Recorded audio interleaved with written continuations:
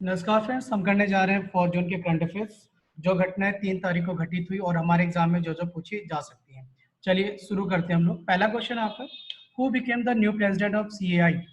हाल ही में सीआई का नया अध्यक्ष किसे, चेयरमैन किसे नियुक्त किया गया? सीआई की फुल फॉर्म आपका confederation of India industry, confederation of Indian industry. इसका अध्यक्ष किसे चुना गया?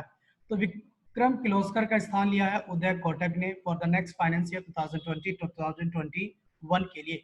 इसका सही उत्तर हो जाएगा option A.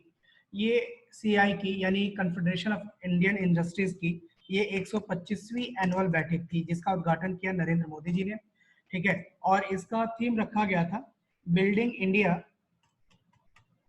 Building India for a world, for a new world lives, lives, livelihood and growth.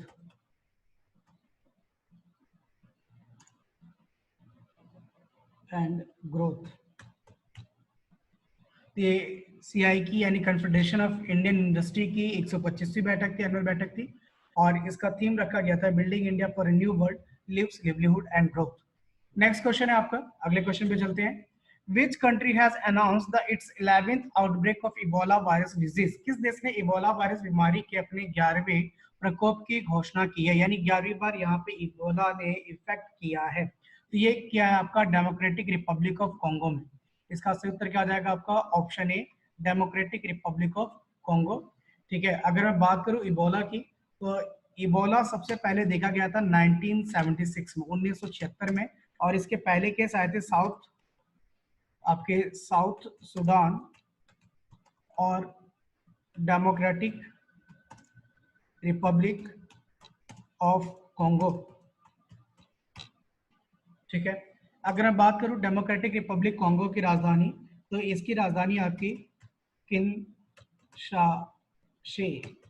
इसकी राजधानी आपकी किनशासे, डेमोक्रेटिक रिपब्लिक ऑफ कॉन्गो की राजधानी किनशासे।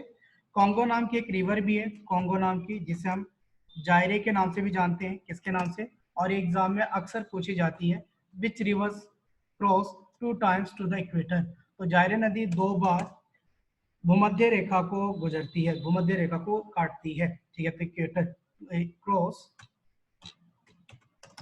इक्वेटर, ये भी आप याद रखेंगे। ठीक है, ज्योग्राफी के पॉइंट ऑफ व्यू से। नेक्स्ट है आपका अगला question, which state has launched a month long drive to spread awareness about कोविड-19 पैंडेमिक अंडर द मिशन फतेह?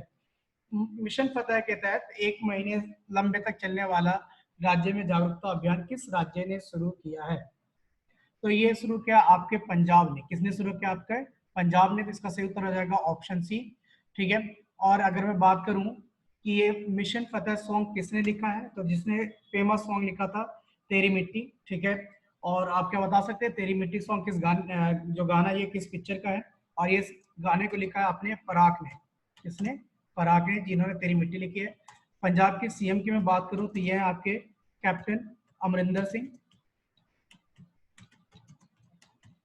अगर मैं गवर्नर की बात करूं, राज्यपाल की बात करूं, तो गवर्नर यहाँ के वीपी सिंह बदनोर,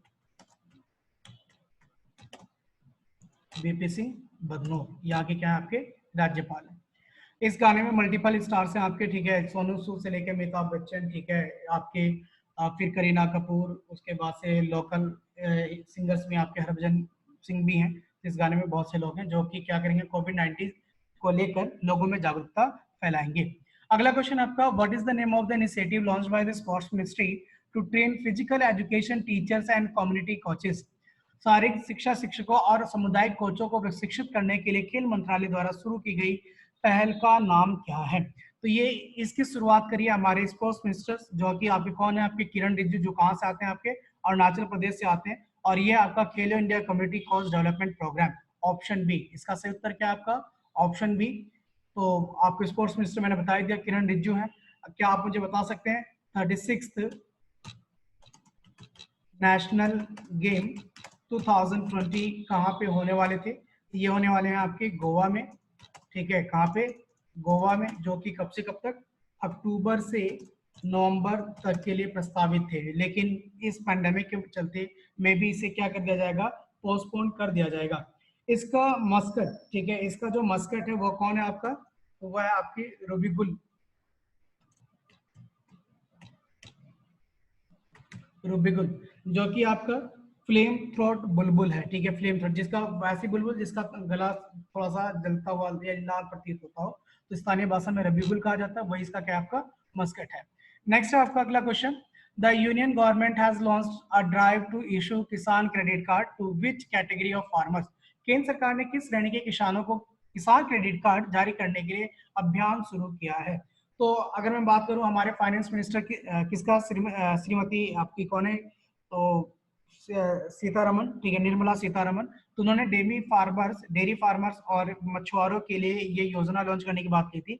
फिलहाल भारत सरकार ने किसके लिए, तो डेयरी फार्मर्स के लिए, जो आपके पशुपालक हैं, ठीक है, जो दूध के बिजनेस से जुड़े हैं, उन्हें केसीसी के तहत लोन दिया जाएगा, ठीक है, जिसके तहत उन्हें सस्ते इंटरेस्ट रेट पे लोन प्रोवाइड किया जाएगा।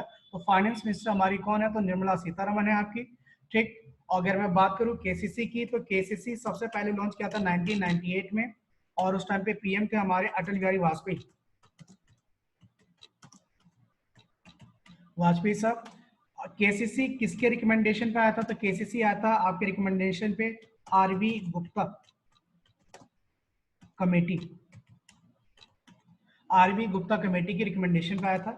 और इसे किसने लागू कराया था, ठीक है, किसकी रूपरेखा थी ये नबार्ड, ठीक है, NABARD, national bank for agriculture rural development, NABARD के, ठीक है, रूपरेखा पे तैयार हुआ था। और नबार्ड का मुख्यालय कहाँ आपका, ये आपका मुंबई, कहाँ इसका, तो मुंबई। नेक्स्ट है आपका इसके बाद, who are the beneficiary of the newly launched scheme PM Svanidhi.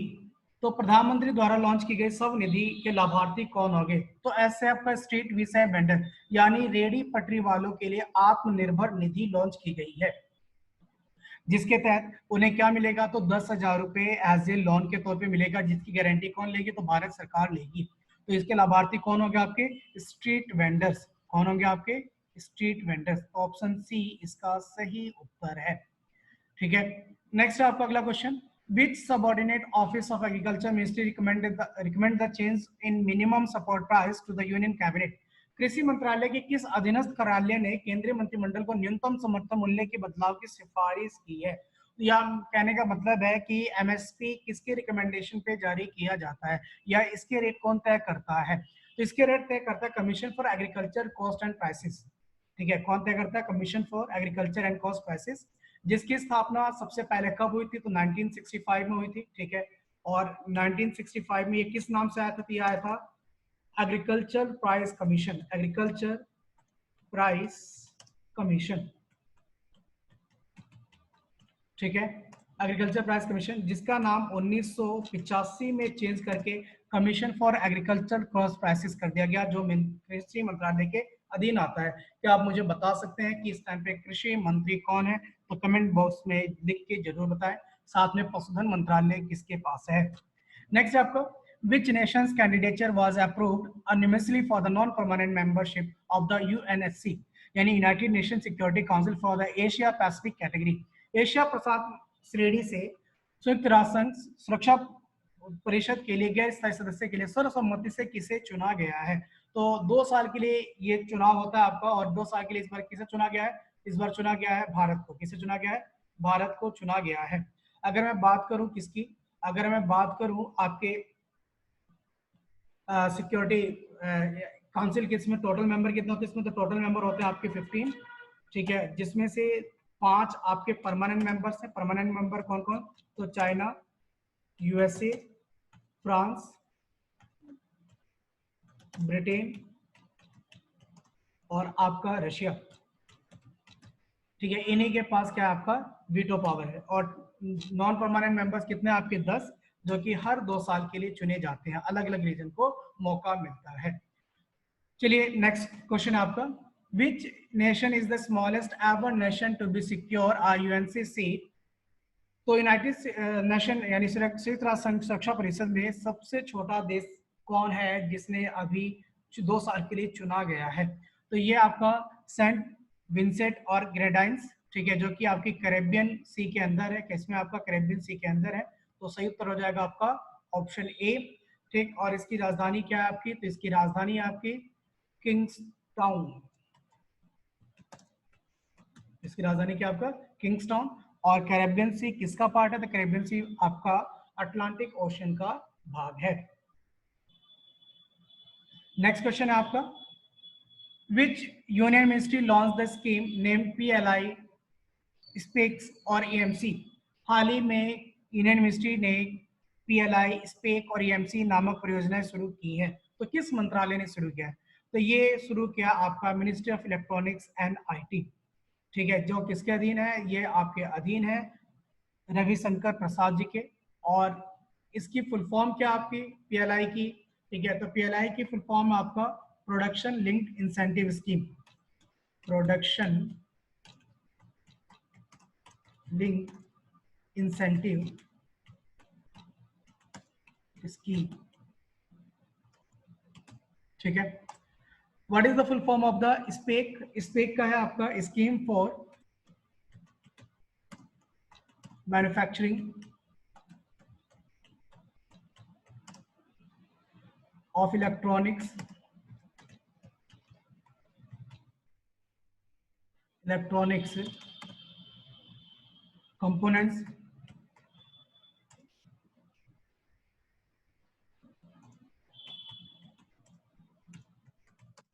components and semiconductors।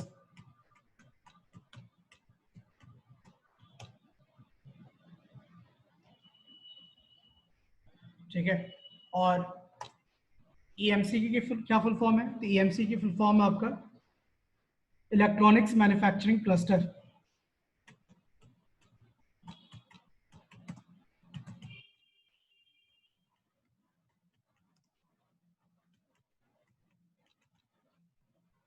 ठीक है, तो आज के लिए इतना ही। आई होप आपको अच्छा लगा होगा। लाइक एंड सब्सक्राइब जरूर करिएगा, और फ्री PDF के लिए आप मेरे टेलीग्राम चैनल से भी आप जुड़ सकते हैं। आज के लिए इतना ही। ओके जी, थैंक यू।